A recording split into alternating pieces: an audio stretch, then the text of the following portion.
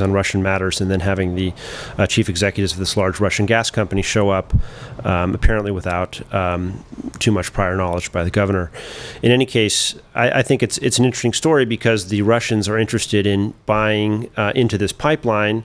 Now, I think this will raise concerns in the United States, and they may even object to it, in which case the Russians will obviously say, probably present some claims of hypocrisy that they are told to welcome Western investment into their own country and then may have trouble investing in our country. I would think assume it might play out this way. Through a stock market investment, though, just buy Chevron and buy BP, because they have deals with those people also in their country. So you go the corporate way if you can't go the political way, I'm assuming is what Russia, as a smart country, would probably do.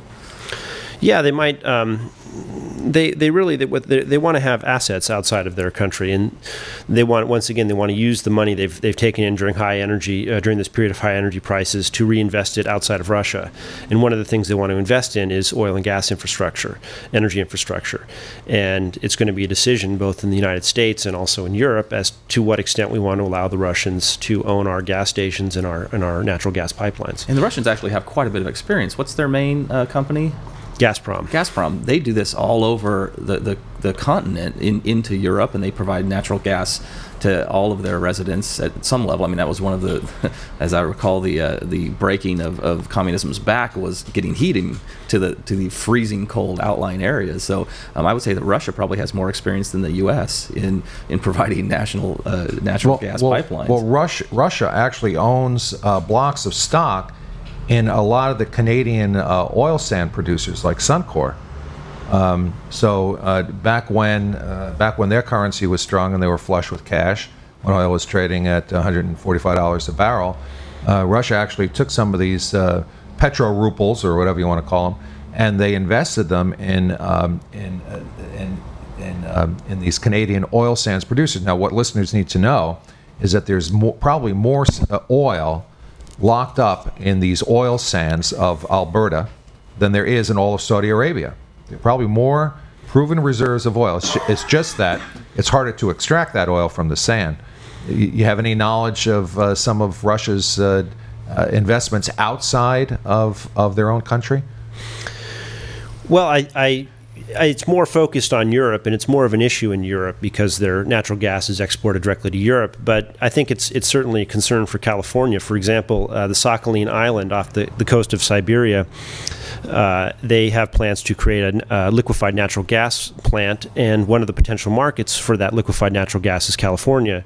So it'll be a decision that has to be made how we're going to import this gas. Most likely it would be sent to Baja California and then piped into California because of the environmental objections of building a liquefied natural gas terminal on the California coast.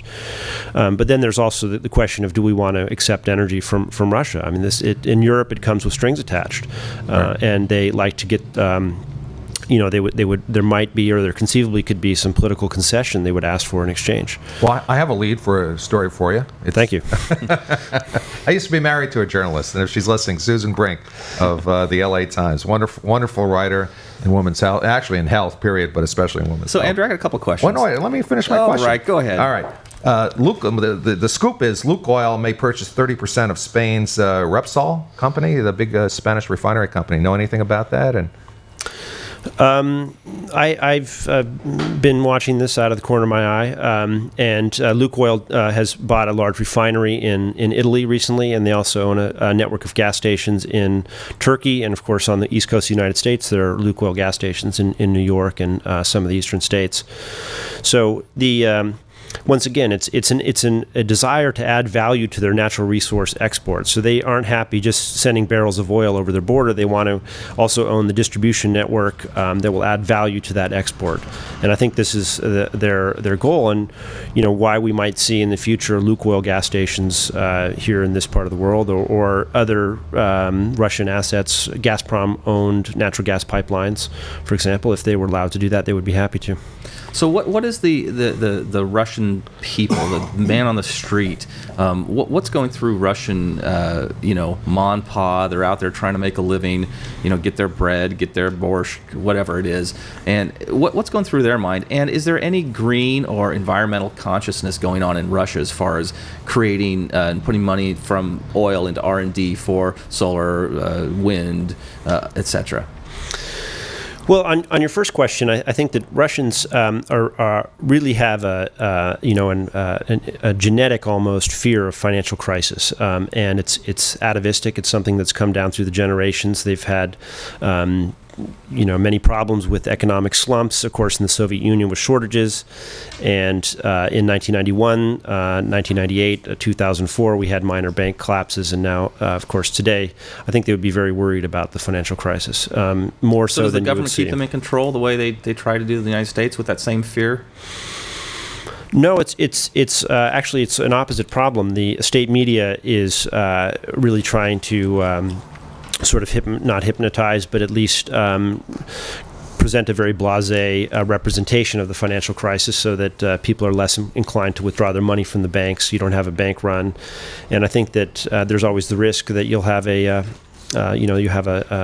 won't be getting the full information, which is quite refreshing to be on a show like this, where you can talk openly about local pension fund investment decisions, for example. You wouldn't see that in Russia. People would be kept in the dark about their own money, their own retirement funds. Well, John would argue that they are here too. No, they are here too. But and thank God for KZYX. I mean, thank God for community radio. Thank God for this forum. Thank God that Mary Agner gave me a shot back in March. Thank God for our station manager, John Coate, who believes in our show and who believes in reporting on the truth about money. This is not what you'd see in much of other corporate media here in the United States, and it's certainly what you wouldn't see in Russia. That's right. So is there green energy going on? Is that a... No, I think that this is one area where in California we're obviously way ahead. Even with the problems, you have Californians